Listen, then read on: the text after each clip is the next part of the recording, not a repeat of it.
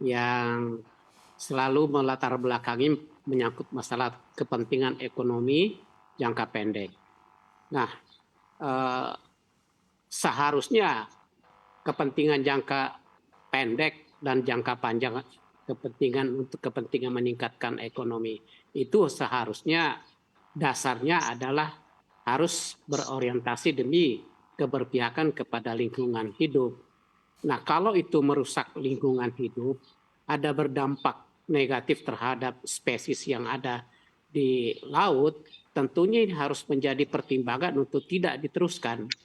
Nah, kita bisa melihat bahwa kebijakan untuk memperbolehkan lagi kembali eksploitasi sedimen laut ini jelas ini sangat merugikan untuk jangka panjang, akan memperparah kondisi lingkungan hidup terhadap anak cucu kita. Yang kedua adalah sedimen laut yang ada di eksploitasi tersebut akan membuat spesies di dalam air itu akan berpindah dan ini akan menimbulkan kerugian bagi rakyat yang melakukan kegiatan ekonomi yang menguntungkan bagi mereka. Nah, apakah semua itu sudah dihitung oleh pemerintah atau belum?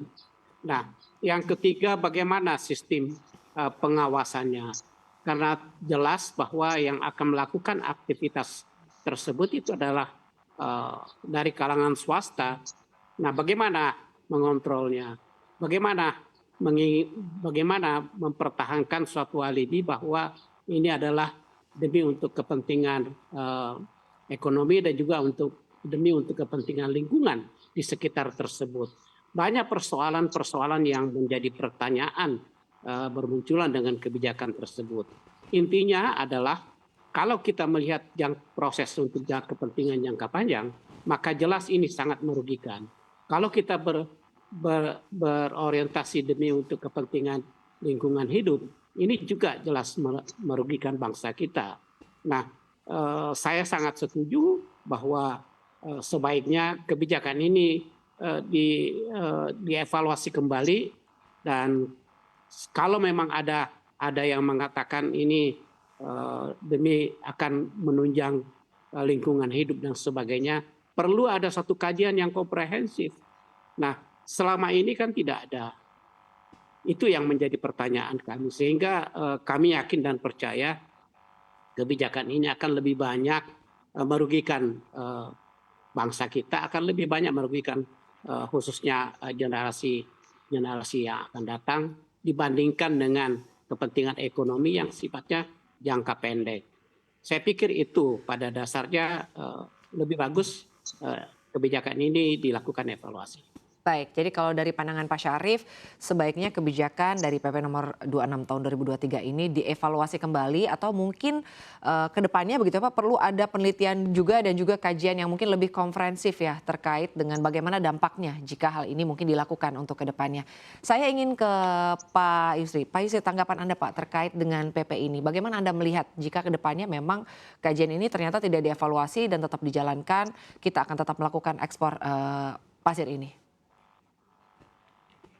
Jadi kalau lanjut kepada undang-undang tentang pembuatan peraturan perundang-undang, harusnya PP ini lahir melalui tahapan-tahapan baik tahapan dari perencanaan maupun tahapan yang didasari tahapan naskah akademik, kemudian ada pembahasan, dan tentu PP ini juga kalau saya lihat yang lahir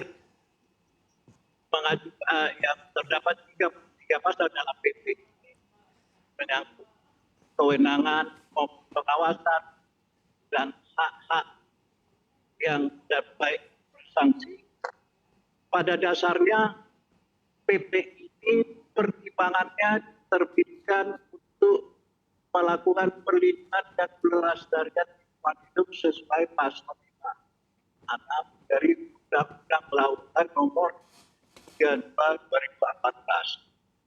Hanya dalam pelaksanaannya kita harap tidak bertentangan dengan zonasi dan wilayah pengelolaan pesisir dan pulau kecil yang telah ditetapkan oleh pemerintah beliau, dan saya dengar pemeriksaan ini Baik. belum disetujui oleh Kementerian Dalam Negeri. Baik.